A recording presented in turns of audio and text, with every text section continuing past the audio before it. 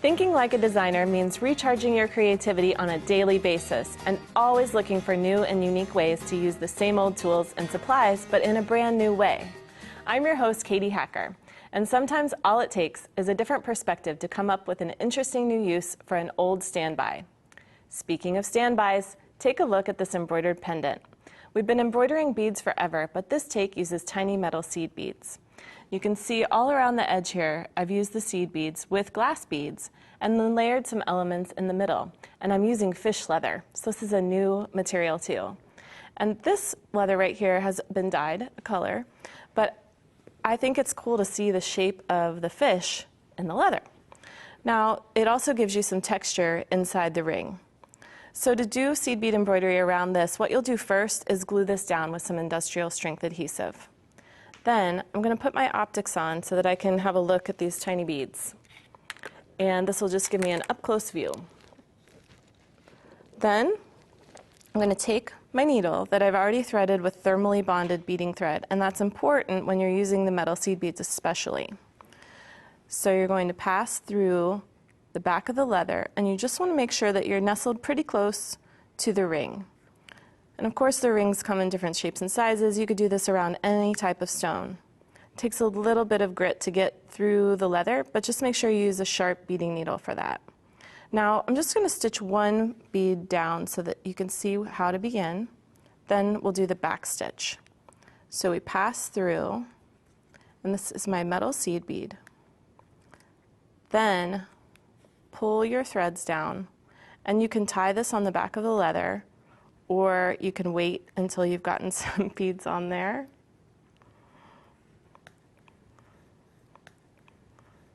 There we go. Then you're going to pass up through the metal bead again.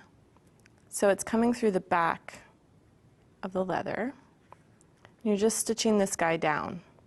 This is going to help give you proper alignment for the next bead. So now what you'll do is pass through the metal bead, and now you're going to add your seed bead and a metal seed bead.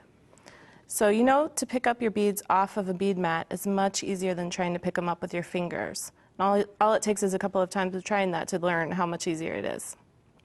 So now I have a few beads on here. I'm just going to pass down through the leather and then back up through the beads.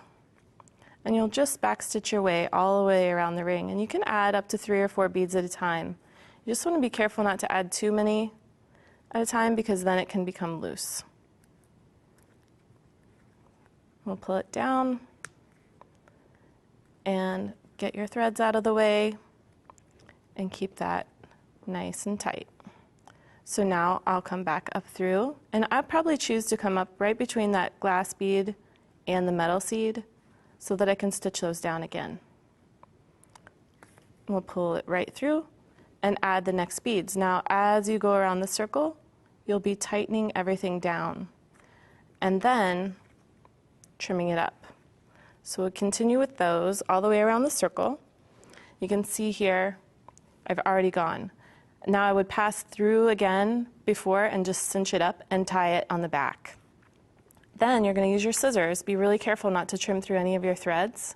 Use your scissors to trim it really closely, and you can take care of any little bits that you have there.